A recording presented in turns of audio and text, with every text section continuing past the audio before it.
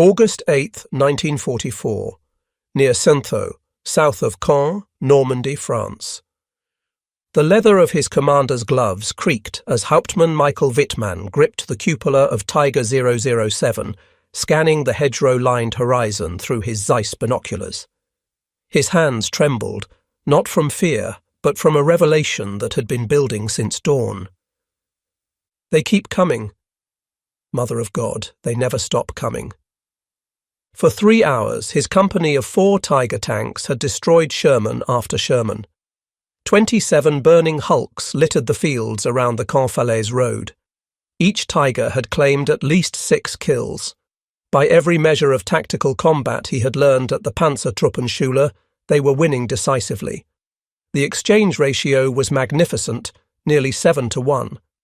Yet through his binoculars, Wittmann counted 48 more Shermans advancing from 3 different directions. Fresh units, unblooded crews, full ammunition racks. Behind them, columns of dust suggested dozens more approaching. His 4 Tigers had perhaps 12 rounds of armour-piercing ammunition left between them. No fuel for major manoeuvres, no reserves coming. The mathematics of annihilation were being written not in individual tank battles, but in production statistics that rendered tactical brilliance irrelevant. What Wittmann was witnessing, what every German tank commander would witness across every front, was not a battle but a demonstration of industrial arithmetic that would crush the Wehrmacht beneath sheer mass. Within minutes, Michael Wittmann would be dead, his legendary Tiger destroyed by either a Sherman Firefly of the 1st Northamptonshire Yeomanry or Canadian forces. Historians still debate which.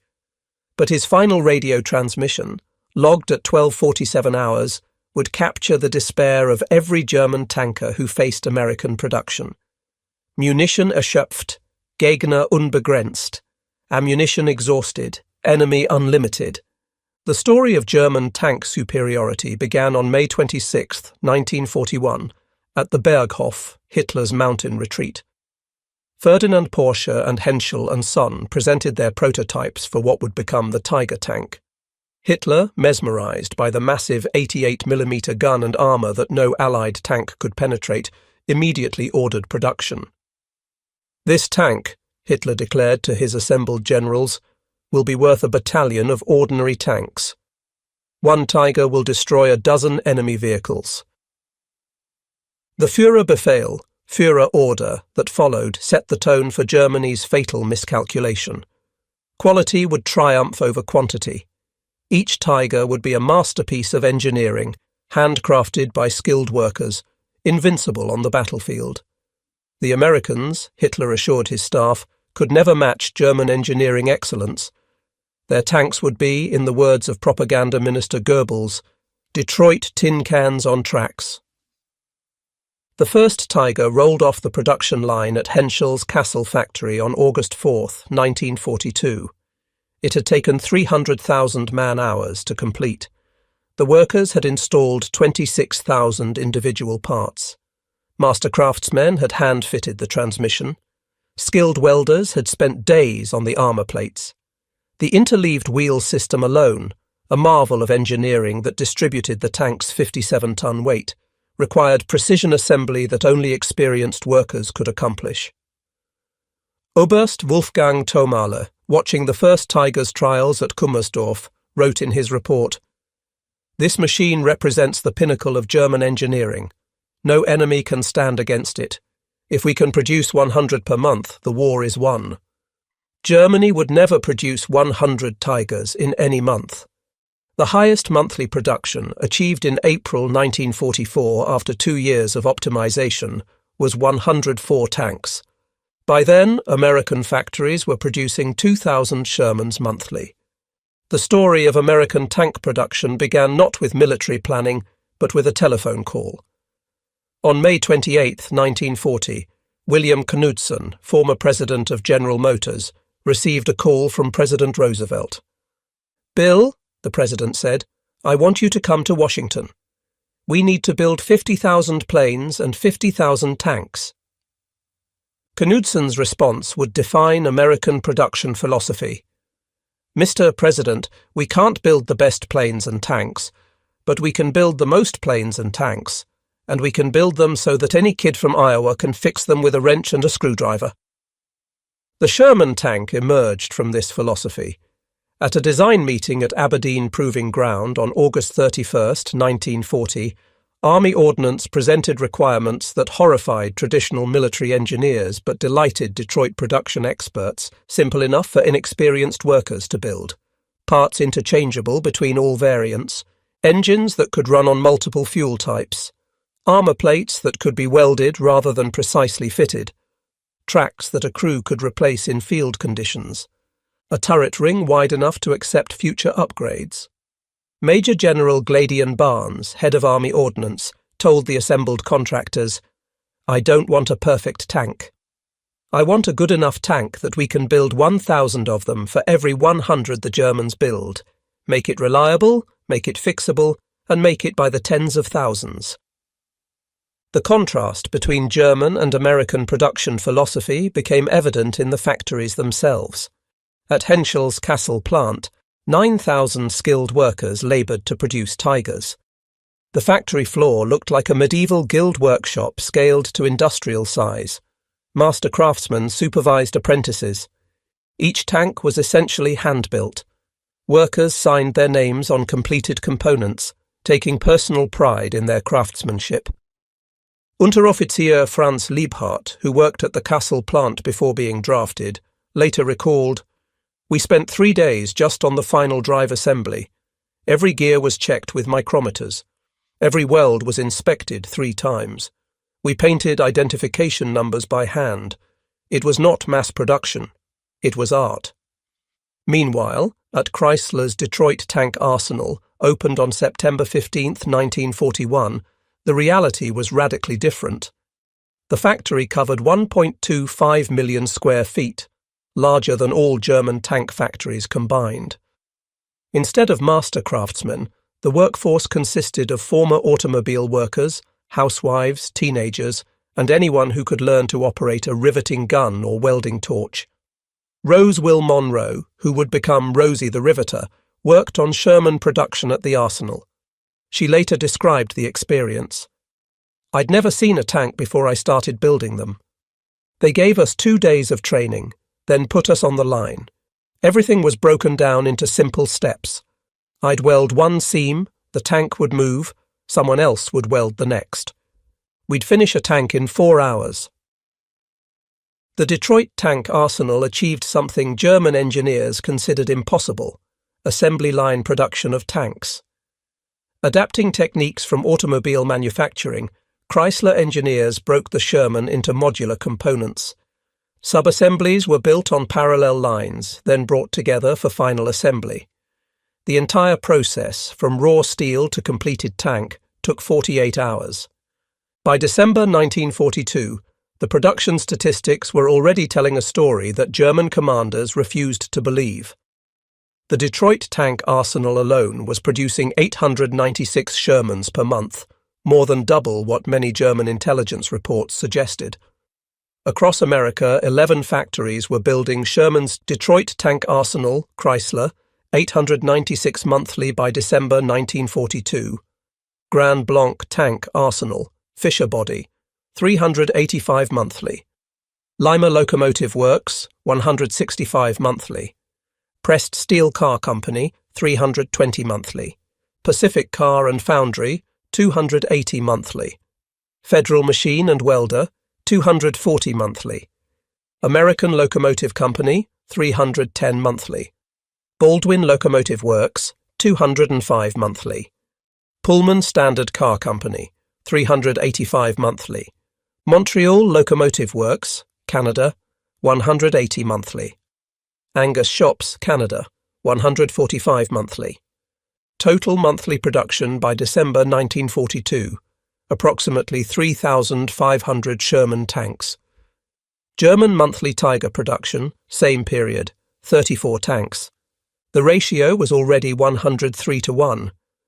General Major Heinz Guderian, Inspector General of Panzer Troops, received these figures through intelligence reports in January 1943. His diary entry was succinct. "If these numbers are even half true, we have already lost the war. The production disparity created a cascade of secondary effects that multiplied American advantages. With thousands of Shermans available, American tank crews trained on actual tanks. At Fort Knox, Kentucky, the Armored Force School had hundreds of Shermans dedicated solely to training. Crews spent 12 weeks learning every aspect of their vehicle. They fired thousands of rounds in gunnery practice. They drove hundreds of miles. They performed maintenance until they could replace any component blindfolded.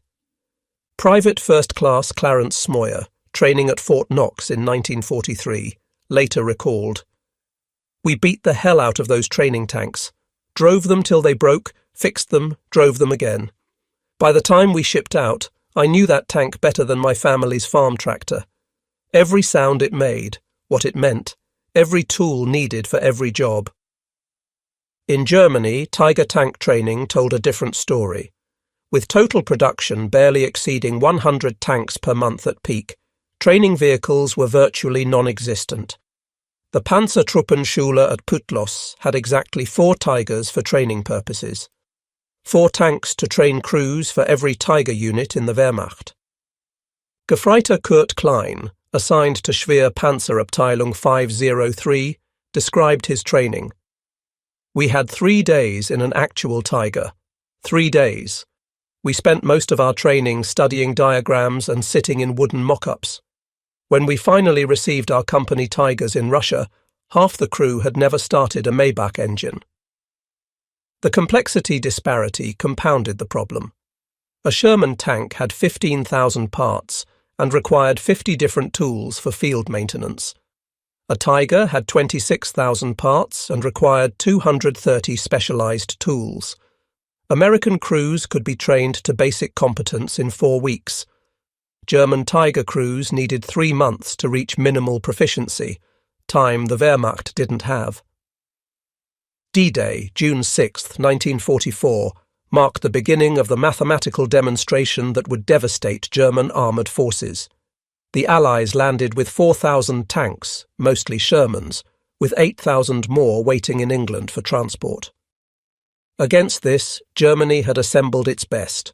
1,347 Tigers produced in total since 1942, of which approximately 430 were operational on all fronts combined. In Normandy itself, the Germans could muster just 102 Tigers. SS Obersturmführer Ernst Streng of Schwere SS Panzerabteilung 101 witnessed the reality on June 7th near Caen. "We destroyed 8 Shermans in the morning engagement. By afternoon, 16 more had taken their place. We destroyed 6 of those. By evening, fresh companies kept arriving. They came like ants. You could step on dozens, hundreds. Thousands more were behind them." The replacement rate told the real story. When America lost a Sherman, a new one arrived from England within 48 hours. The replacement system, organised by Colonel Joseph Gillam, maintained a reserve of 2,300 Shermans in British depots. Damaged tanks were either repaired within hours by mobile workshops or simply abandoned for new vehicles. When Germany lost a Tiger, replacement took weeks or months, if it came at all. Each Tiger required special railway cars for transport. The journey from Germany to Normandy took 5 days under optimal conditions. Allied air attacks often extended this to weeks. Of 45 Tigers dispatched to Normandy in June 1944, only 17 arrived intact. June 13, 1944, provided the perfect microscope for examining the production war. Michael Wittmann's action at Villers-Bocage has been celebrated as the pinnacle of German tank warfare. In roughly 15 minutes, tanks under Wittmann's command destroyed 14 tanks, 15 personnel carriers, and 2 anti-tank guns of the British 7th Armoured Division, though historians debate whether all kills were Wittmann's personally or included his entire company's achievements. German propaganda proclaimed it as proof of Aryan superiority and Tiger invincibility. What they didn't report was the aftermath. Within 72 hours, the British 7th Armoured Division had received complete replacement of all lost vehicles from depot stocks. Whitman's Tiger Company, which lost 3 Tigers in the subsequent fighting, would not receive replacements for 6 weeks. Lieutenant Colonel John Cloudsley Thompson of the 7th Armoured later wrote, "Whitman was brilliant, no doubt. But brilliance is exhaustible. Industrial production is not. He could destroy our tanks faster than we could brew tea, but we could replace our tanks faster than he could reload."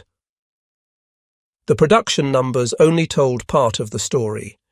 Each Sherman required a supply chain that delivered 150 gallons of fuel, replenished every 100 miles, 104 rounds of ammunition, basic load, 30 gallons of oil and lubricants, spare track blocks, road wheels and filters, food and supplies for 5 crew members.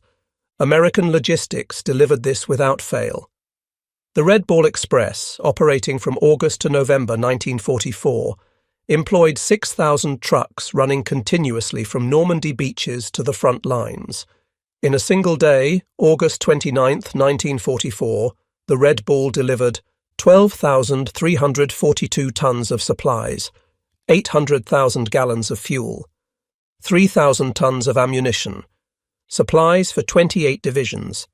Each Tiger required 650 gallons of fuel, replenished every 60 miles, 92 rounds of ammunition, basic load, 100 gallons of oil and lubricants, specialized spare parts manufactured only in Germany, premium fuel that became increasingly scarce. German logistics crumbled under the weight. A Tiger battalion moving 100 miles required 40,000 gallons of fuel, more than most German depots contained. The specialized Maybach HL 230P 45 engine required high-octane fuel that Germany could barely produce. By late 1944, Tiger units were often immobilized not by enemy action, but by empty fuel tanks. Hauptmann Wolfgang Schlick of Schwere Panzerabteilung 506 reported in August 1944. "We have 6 operational Tigers, but fuel for perhaps 30 kilometers. The Americans pass our hidden positions in endless columns. We dare not engage. We would destroy a dozen, 2 dozen, and then sit helpless as the 100 behind them crushed us." Sherman tanks were designed for maintenance by conscripts with basic training. The entire transmission could be replaced in 4 hours. Track replacement took 90 minutes. Engine swaps required 6 hours. Every part was accessible without removing other components. The sloped armour that critics claimed was inferior to Tiger's thick vertical plates had an advantage. Damaged plates could be cut off and welded on by any competent welder. Technical Sergeant Robert Early, maintenance chief for the 3rd Armoured Division, explained, "The Sherman was like a farm tractor with armour. Any kid who'd worked on his dad's John Deere could figure it out. We had replacement everything: engines, transmissions, turrets, tracks. Something broke? Unbolt it, bolt on a new one. We'd have a knocked-out Sherman running again before the Germans finished diagnosing what was wrong with their Tiger." Tiger maintenance was a nightmare of complexity. The interleaved wheel system, brilliant for weight distribution, required removing up to 9 wheels to replace 1 damaged inner wheel, a 12-hour job under ideal conditions. The transmission, a masterpiece of engineering with 8 forward gears, required specialized tools and trained mechanics for any serious repair. The Maybach engine, powerful but temperamental, needed constant adjustment. Feldwebel Hans Bauer, Tiger mechanic with Schwere Panzerabteilung 502, described the reality. "In Russia, we had a Tiger with transmission damage. The replacement transmission was in Germany. It took 3 weeks to arrive. Installing it required removing the turret. We needed a 15-ton crane. No crane was available. The Tiger sat useless for 2 months while Shermans passed us every day." By mid-1944, the mathematics of production had created a cascading crisis Germany couldn't solve. Each Tiger required a crew of 5 highly trained specialists: commander, minimum 6 months training; gunner, 4-month specialized training; loader, 2 months training; driver, 4 months training on heavy tanks; radio operator/hull gunner, 3 months training. Training a complete Tiger crew properly required 19 man-months of instruction. Germany was losing Tiger crews faster than they could be trained. When Tiger 007 was destroyed near Sintho on August 8, 1944, killing Michael Wittmann and his crew, Germany lost 60 man-months of irreplaceable training and years of combat experience. The Americans faced no such crisis. By 1944, Fort Knox was graduating 2,000 fully trained Sherman crews monthly. The standardization of the Sherman meant any crew could operate any tank. Wounded crew members were replaced from a pool of 10,000 trained replacements waiting in England. Staff Sergeant Lafayette Poole, commanding a Sherman named In the Mood, described the American advantage. "We lost our loader at St. Lo. Within 2 hours, we had a replacement who'd trained on the exact same tank model at Knox. He knew every ammunition rack, every control. We didn't miss a beat." While Normandy demonstrated the mathematical impossibility of German victory, the Eastern Front revealed it as apocalypse. Operation Bagration, launched June 22, 1944, deliberately on the 3rd anniversary of Germany's invasion of the Soviet Union, saw the Soviets deploy 4,080 tanks against German Army Group Center's 495 tanks, including just 29 operational Tigers. But the Soviets had learned from American production methods. The T-34, crude compared to the Tiger, could be produced in 3,000 man-hours versus the Tiger's 300,000. Soviet factories were producing 2,000 T-34s monthly by mid-1944. When Germans destroyed 3 Soviet tanks, 5 replacements appeared. When they destroyed 5, 10 appeared.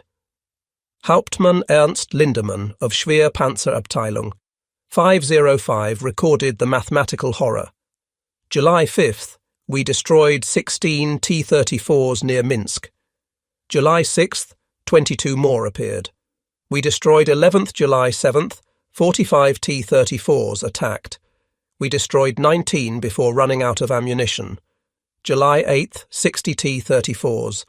We had 2 Tigers operational. We retreated. The Soviets had adopted American mass production philosophy. Quantity has a quality of its own.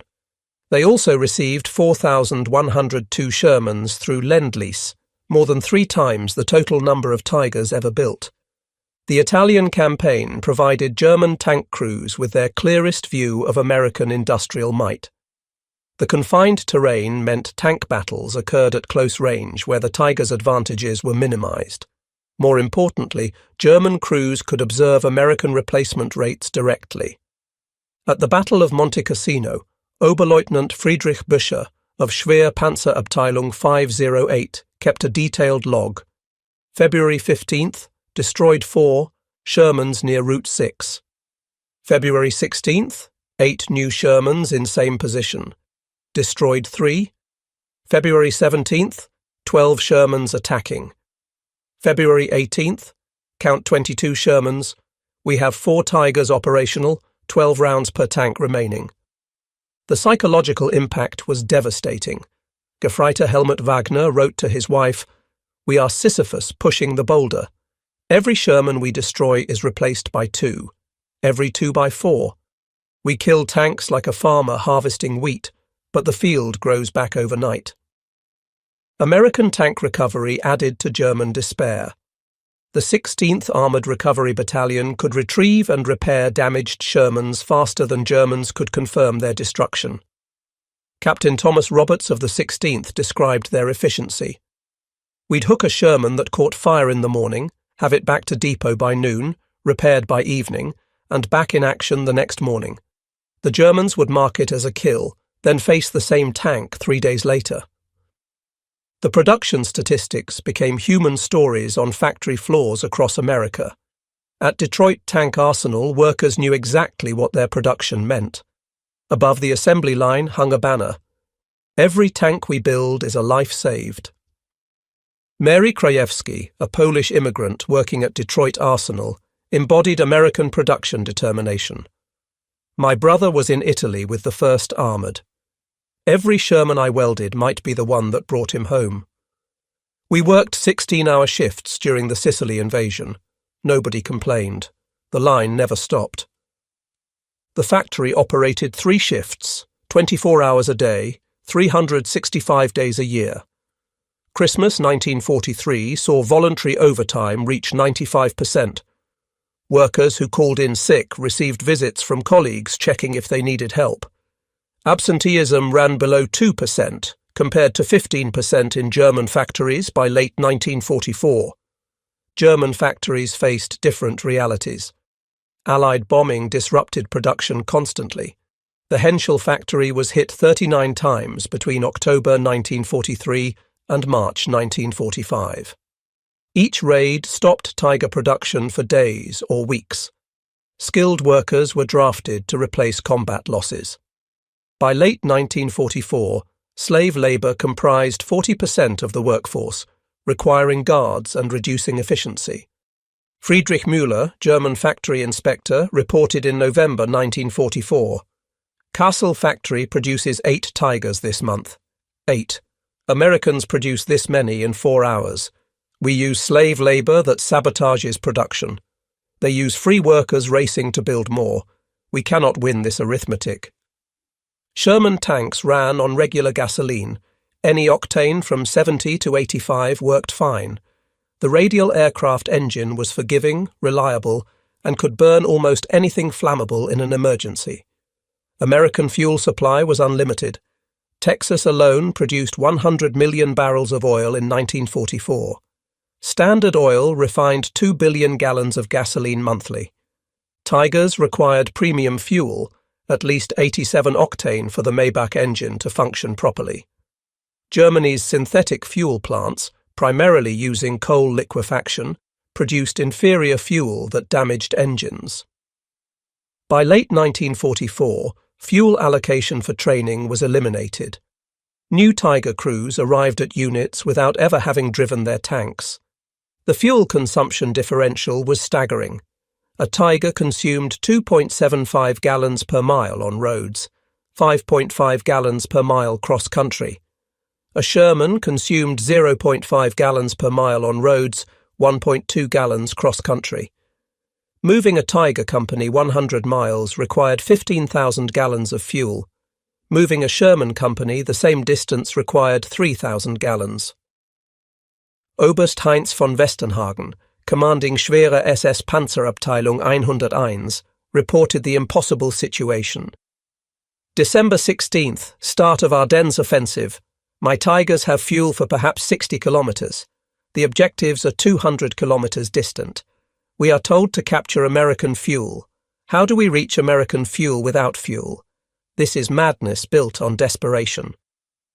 The Battle of the Bulge, December 1944, provided the final mathematical proof of German defeat.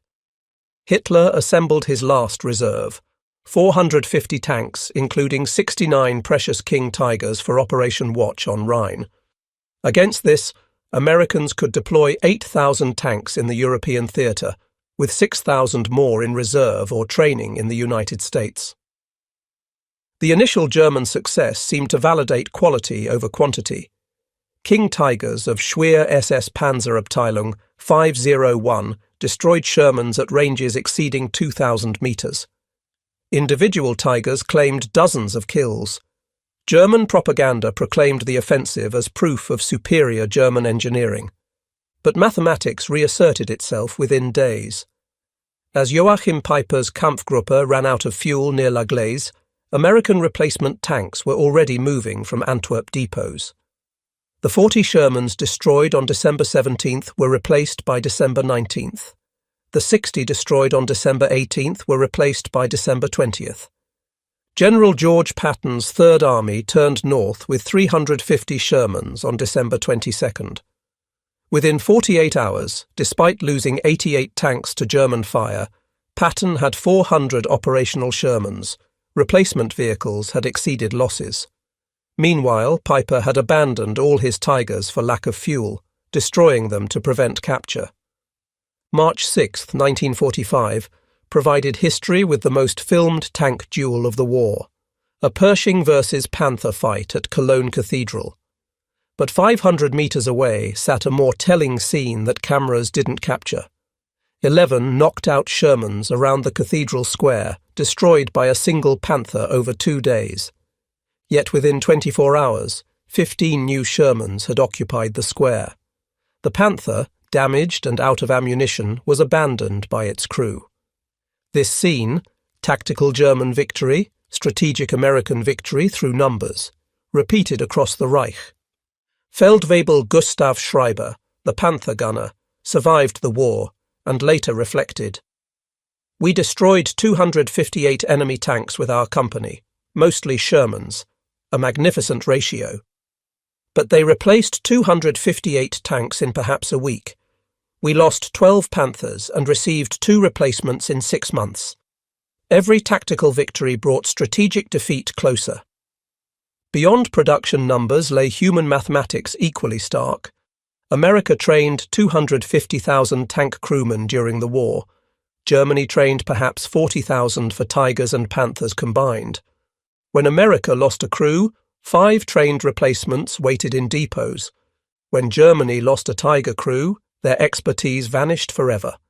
Sergeant Joe Sanders of the 2nd Armored Division explained the American advantage.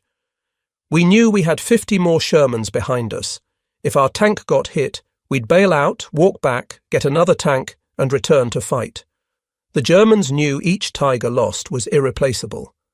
That knowledge, that we could afford losses and they couldn't, that won the psychological war." The crew quality differential widened as the war progressed. By March 1945, American tank crews averaged 6 months of training before combat. German Tiger crews, if they received Tigers at all, averaged 2 weeks of training. Boys of 16 were driving 68-ton King Tigers they'd first seen days earlier. Gefreiter Wilhelm Hoffmann, driver in Schwer Panzerabteilung 512, described his training. "I had driven a truck in Hitler Youth. They gave me 4 days in a Panzer IV, then put me in a King Tiger." The commander had been a store clerk 2 months earlier. The gunner had fired 5 practice rounds. We faced Americans who had been training for a year. The fundamental difference lay not in capability but in philosophy. Germany pursued engineering perfection. Each Tiger was a masterpiece. Its 88mm gun could destroy any Allied tank at 2,000 meters. Its armor could deflect most Allied shells. Its sophisticated transmission provided smooth power delivery. Its interleaved wheels distributed weight perfectly. America pursued production efficiency. Each Sherman was adequate. Its 75mm gun struggled against Tiger armor. Its armor was vulnerable to German guns. Its transmission was simple. Its suspension was basic. But it was good enough, and America could build 36 Shermans for the cost of 1 Tiger. William Knudsen, observing Sherman production in 1943, stated the American philosophy: "The best tank is not the one that's technically superior. It's the one that's there when you need it. A Sherman in France is worth 10 perfect tanks on a drawing board." Albert Speer, German armaments minister, understood too late. In his 1969 memoirs he wrote, "We sought perfection and achieved paralysis.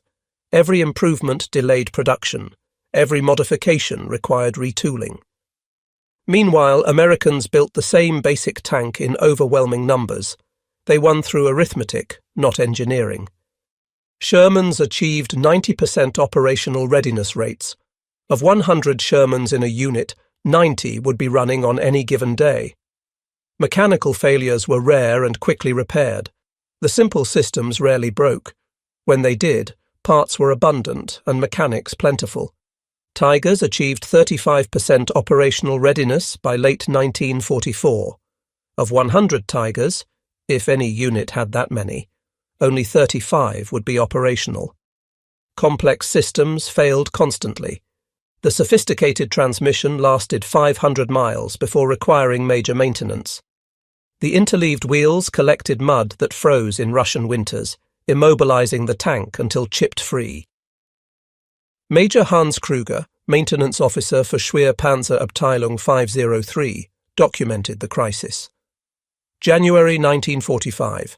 Of 45 Tigers on strength, 11 operational, 8 await transmissions, 6 need engines, 12 require track repairs, 8 have multiple failures. We cannibalize 3 Tigers to keep one running. Americans abandon damaged Shermans and get new ones. By early 1945, American production had achieved something beyond numbers. It had created strategic freedom.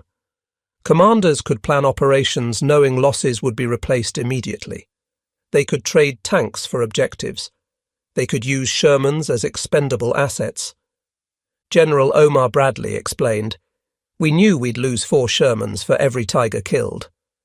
We also knew we had 10 Shermans for every Tiger. The mathematics were simple. We could afford the exchange. They couldn't." German commanders faced strategic paralysis. Every Tiger lost reduced future capabilities. Every operation required calculating whether objectives justified irreplaceable losses. By March 1945, standing orders prohibited Tiger units from engaging unless absolutely necessary. General Major Wolfgang Lange, commanding remnants of Panzer Lehr Division, captured the German dilemma. "I had 8 Tigers and 900 Shermans in my sector. If I revealed my Tigers' positions, artillery and aircraft would destroy them. If I didn't use them, Shermans would overrun us. We were reduced to watching our destruction through periscopes." When Germany surrendered on May 8, 1945, the production tallies told the complete story. German production Tiger, 1,347 produced, August 1942, August 1944. Tiger II, King Tiger, 489 to 492 produced, January 1944 to March 1945. Total Tigers, approximately 1,839. American production M4 Sherman, all variants, 49,234 produced, February 1942, July 1945. Additional 2,000 plus Shermans produced by British and Canadian factories. Total Allied Shermans, 51,000 plus. The ratio, 27.7 Shermans for every Tiger.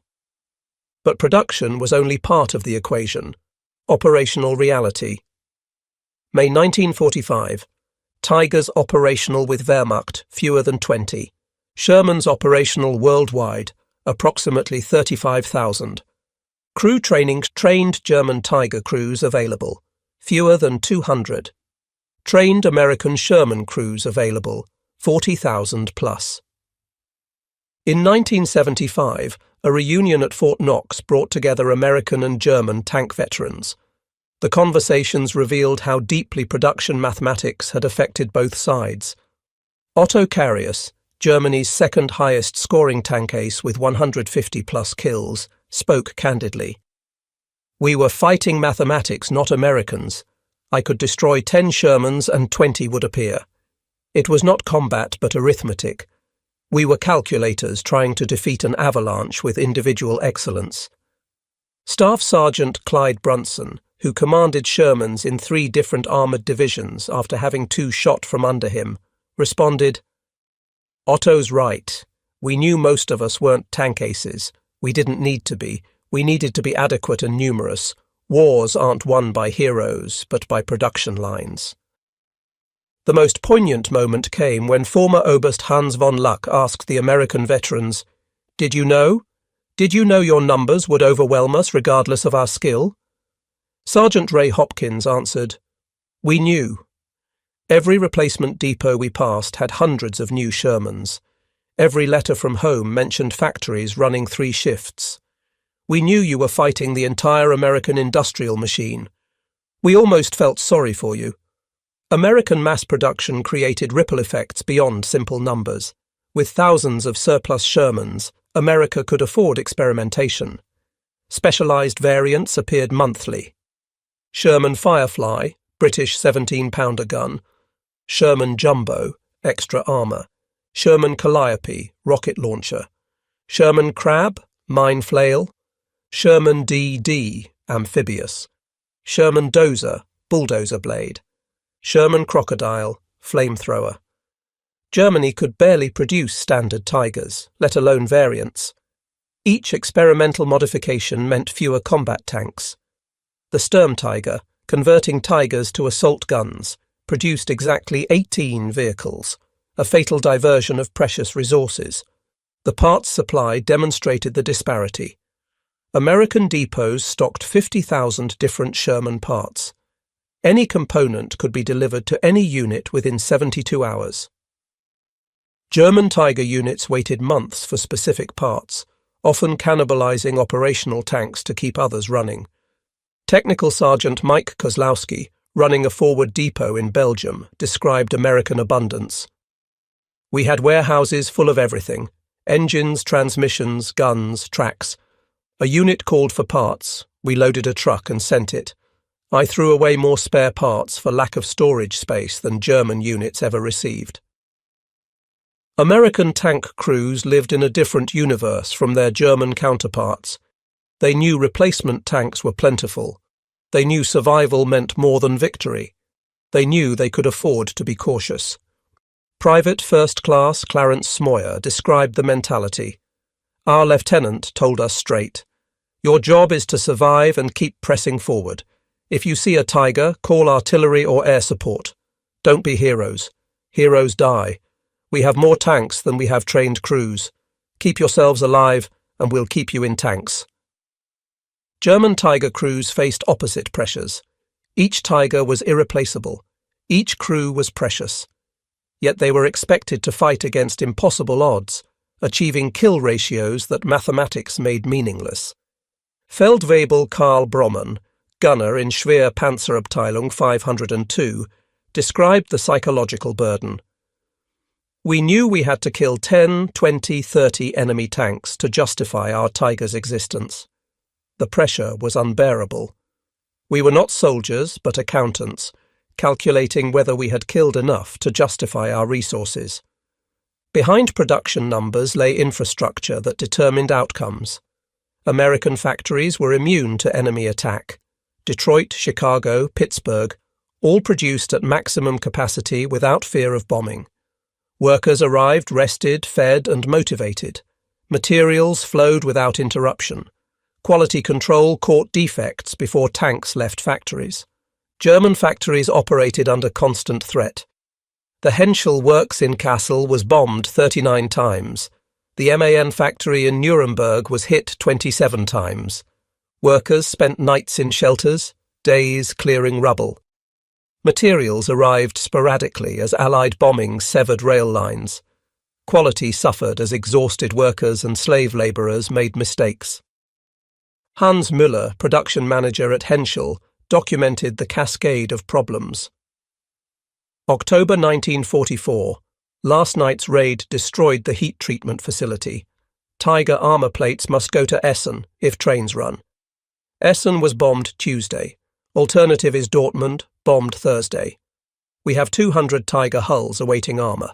Perhaps 20 will be completed this month. American production faced no such obstacles. The Fisher Tank Arsenal in Grand Blanc, Michigan, employed 4,500 workers in perfect safety. They worked regular shifts, lived in comfortable housing, and ate in cafeterias serving fresh food. Their children attended schools.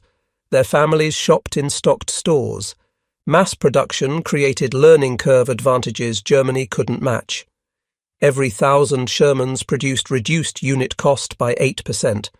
Production improvements were implemented across all factories simultaneously. By 1944, Detroit Arsenal was building Shermans 60% faster than in 1942, using fewer workers. Lieutenant Colonel Robert Young, analysing production efficiency, reported, "Worker suggestions improved production continuously. A woman in pressed steel noticed a welding sequence change could save 4 minutes per tank. Implemented across all factories, this saved 3,300 production hours monthly, enough to build 40 additional Shermans." German production showed reverse learning curves. As experienced workers were drafted, quality declined. As materials became scarce, substitutions complicated production. As Allied bombing intensified, production dispersed to smaller facilities, losing efficiency. Tiger production time increased from 300,000 man-hours in 1942 to 450,000 man-hours by late 1944. Each Tiger cost more and took longer to build as the war progressed, the opposite of American experience. The Tiger's technological superiority came with hidden costs. The sophisticated Maybach engine required 120 different parts unique to Tigers. The complex transmission needed specialized tools. The gun's precision required careful maintenance. Every advantage increased complexity. The Sherman's simplicity was its strength. The Ford GAA engine shared parts with truck engines. The transmission was a modified truck design. The gun was an adapted anti-aircraft weapon. Everything was proven, reliable, and repairable with common tools. Master Sergeant Tom Williams, maintaining Shermans for the 4th Armoured Division, explained, "We fixed Shermans with parts from trucks, jeeps, anything. Needed a fuel pump? Truck pump worked. Needed electrical parts? Jeep alternator fit. The Tiger needed exact parts made in specific factories. We needed whatever worked." American production superiority created psychological weapons beyond numbers. Captured German tank crews were deliberately shown American tank parks containing hundreds of new Shermans. They toured repair depots rebuilding damaged tanks in hours. They witnessed the casual waste of material that revealed unlimited resources. Hauptmann Friedrich Schulz, captured after his Tiger was destroyed near Aachen, described his tour of a replacement depot. "They showed us 500 new Shermans waiting for crews. The American officer said they received 500 monthly just for this sector. I knew then every Tiger we'd destroyed was meaningless. We were bailing the ocean with teaspoons." These prisoners returned to Germany through exchanges or escapes, spreading devastating truth about American production. Their reports, more credible than propaganda, destroyed morale among German tank crews training on the few remaining Tigers. By winter 1944-45, the maintenance differential had become absolute. American units maintained 90% operational rates despite combat and weather. German Tiger units struggled to maintain 20% operational rates even without combat. The 506th Heavy Tank Battalion's war diary for January 1945 tells the story. Strength, 45 King Tigers. Operational, 8. Awaiting repair, 37. Of these, 12 need engines, none available. 15 need transmissions, 2 available. 10 need multiple components, none available. Cannibalization authorized to maintain minimum operational strength. Meanwhile, the 37th Tank Battalion, 4th Armoured Division reported strength, 53 Shermans, operational 51, awaiting repair, 2, will be completed by nightfall. Replacement tanks available in depot, 15. Crew replacements available, 3 complete crews plus individual specialists. April 1945 provided the ultimate demonstration of production mathematics. As American forces crossed the Rhine, they left behind hundreds of damaged Shermans, not worth repairing given the abundance of replacements. German forces, desperately short of tanks, attempted to recover and repair abandoned Shermans for their own use. The irony was complete. The Wehrmacht, which had started the war convinced of its technological superiority, was reduced to scavenging enemy tanks it had once derided as inferior. Tigers, too complex to maintain without German infrastructure, were abandoned for lack of fuel or minor repairs. Shermans, simple and robust, were pressed into German service. Oberst Wilhelm Müller, commanding an improvised battle group defending Nuremberg, reported the final humiliation.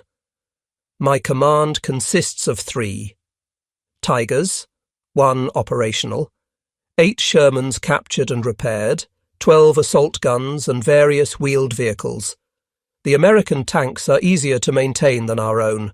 We are fighting American tanks with American tanks." The war ended not with dramatic tank battles, but with American columns driving past abandoned German armour. Tigers sat beside roads, out of fuel, out of ammunition, out of spare parts. Their crews, the best trained tank soldiers in history, walked home in defeat. Sherman columns rolled through Germany, each lost tank immediately replaced from the endless stream flowing from Atlantic ports. Their crews, adequately trained and utterly confident in their supply chain, barely paused to acknowledge the abandoned German giants. General Dwight Eisenhower, touring defeated Germany, observed, "We did not defeat German tanks. We defeated German production. Every Tiger was a tactical victory that cost them strategic capability. Every Sherman we lost was replaced before they finished counting their kills." The final accounting revealed the true mathematics of victory production speed. Tiger, 300,000 to 450,000 man-hours per tank. Sherman, 17,000 to 48,000 man-hours per tank, corrected from earlier underestimate. Ratio, 1 Tiger's production time equals 6 to 26 Shermans. Cost analysis. Tiger, 250,000 to 300,000 Reichsmarks, 1945 values. Sherman, 44,556 to 64,455. August 1945 official U.S. Army catalogue prices. Direct comparison difficult due to wartime currency manipulations. Fuel consumption. Tiger, 2.75 gallons per mile. Road. Sherman, 0.5 gallons per mile. Road. Ratio, 1 Tiger's fuel consumption equals 5.5 Shermans. Maintenance requirements. Tiger, 10 hours maintenance per 1 hour operation. Sherman, 1 hour maintenance per 10 hours operation. Ratio, 1 Tiger's maintenance equals 100 Shermans. Training time. Tiger crew, 19 man-months minimum. Sherman crew, 5 man-month standard. Ratio, 1 Tiger crew training time equals 4 Sherman crews. Post-war analysis by both American and German officers reached the same conclusions. The Tiger was possibly the best tank of World War II in terms of individual capability. The Sherman was adequate at best in tank versus tank combat.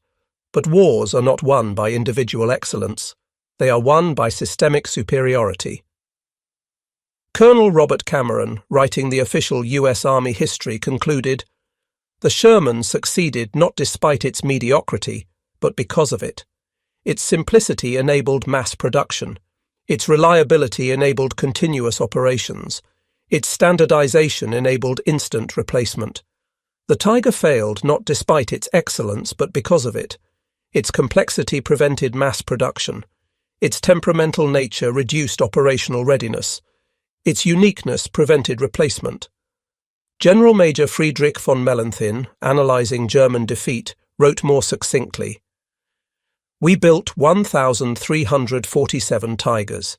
They built 49,234 Shermans. Everything else is commentary." Behind the production numbers lay human costs that revealed the true price of the German quality over quantity philosophy. Tiger crews, knowing their tanks were irreplaceable, fought to the death rather than abandon them. Of approximately 8,000 German Tiger crewmen, fewer than 2,000 survived the war, a 75% casualty rate. Sherman crews, knowing replacement tanks were plentiful, readily abandoned damaged vehicles. Of approximately 250,000 American tank crewmen trained, 6,500 died in combat, a 2.6% casualty rate. The production philosophy that seemed to value machines over men actually saved lives through abundance. Sergeant John Irwin, who had 3 Shermans shot from under him, explained the American advantage. "We were taught that tanks were expendable, crews were not. Bail out fast, walk back, get another tank. The Germans fought like their Tigers were made of gold, because to them they were. They died trying to save machines. We lived by abandoning them." The production battle between Tigers and Shermans established principles that shaped post-war military thinking. The United States had proven that industrial capacity was the ultimate weapon. The ability to produce, supply, and replace equipment faster than enemies could destroy it negated tactical disadvantages. The Soviet Union, observing American success, adopted similar mass production strategies for the Cold War. The T-54/55 became the most produced tank in history, with over 100,000 built, double Sherman production. Simplicity, reliability, and numbers became the hallmarks of Soviet armor doctrine. Germany, learning from defeat, abandoned complex perfection for practical sufficiency. The post-war Leopard tanks emphasized reliability and ease of maintenance over maximum capability. German industry, rebuilt on American production principles learned during occupation, became Europe's manufacturing powerhouse. At the 1985 Fort Knox reunion, veterans from both sides rendered their final verdict on the Tiger versus Sherman debate. Otto Carius, the German tank ace, provided perhaps the most honest assessment. The Tiger was a masterpiece. In a tournament of single combat, it would defeat any tank of the war. But wars are not tournaments. The Sherman was a tool of industry, and industry won the war. We killed Shermans like cutting grass, but the grass grew faster than we could cut. That is not a failure of the Tiger or success of the Sherman. It is the reality of industrial warfare. Sergeant Wardell Henderson, who commanded 5 different Shermans through France and Germany, added the American perspective. I never wanted to face a Tiger. One-on-one, we'd lose every time. But we never fought one-on-one. We fought 5-on-1, 10-on-1, with artillery support and air cover and replacement tanks waiting. The Tiger was the better tank. The Sherman was the winner's tank. I'd rather be a winner in a Sherman than a dead hero in a Tiger. Today, restored Tigers command millions at auction. Only 7 running Tigers exist worldwide. Restored Shermans sell for tens of thousands. Hundreds still run on every continent. Even in preservation, the production differential persists. At the Patton Museum, Fort Knox, a Tiger one sits beside an M4A3 Sherman. The placard reads, Tiger I, one of 1,347 produced. This tank destroyed an estimated 40 Allied vehicles. Sherman M4A3, one of 49,234 produced. Tanks of this type liberated Europe. The mathematics of victory could not be more clearly stated. In 1989, Friedrich Schultz, former Tiger commander, returned to Normandy for the 45th anniversary of D-Day. Standing in the American cemetery above Omaha Beach, he spoke to assembled veterans. We came with the world's best tanks, convinced of our superiority. You came with good enough tanks and overwhelming numbers. We fought with excellence. You fought with arithmetic. In war, arithmetic always wins. We built 1,347 Tigers. You built 49,234 Shermans. Those numbers are not statistics. They are the difference between dictatorship and democracy, between scarcity and abundance, between defeat and victory. The crowd, American, British, Canadian, and German veterans, stood in silence. The mathematics of war had been reduced to its essential truth. Germany built the best tank of World War II, but America built the most. In the arithmetic of industrial warfare, most beats best every time. The German Tiger was a masterpiece of engineering, a testament to technical excellence, a symbol of quality over quantity. It was also a strategic disaster, a resource sink, and ultimately a monument to the fallacy that tactical superiority can overcome industrial inferiority. The American Sherman was a compromise, a good enough solution, a triumph of procurement over perfection. It was also a war winner, a strategic masterpiece, and ultimately a monument to the power of industrial democracy. Germany built 1,347 Tiger tanks, each one a mechanical marvel that could dominate any battlefield where it appeared. America rolled out 49,234 Shermans and buried the Third Reich beneath an avalanche of adequate tanks with well-supplied crews. The numbers tell the entire story. Everything else, as Mellenthin wrote, is indeed just commentary. In the end, the Tiger versus Sherman debate was never about tanks at all. It was about production philosophy, industrial capacity, and the mathematics of modern war. Germany lost the war in the factories of Detroit long before they lost it on the battlefields of Europe. They were defeated not by better tanks, but by more tanks, not by superior quality, but by overwhelming quantity, not by tactical excellence, but by strategic arithmetic. The Tiger remains a symbol of German engineering excellence. The Sherman remains a symbol of American production power. But the 49,234 to 1,347 ratio remains the only number that mattered. The mathematical proof that in industrial warfare, the assembly line defeats the craftsman's bench every single time.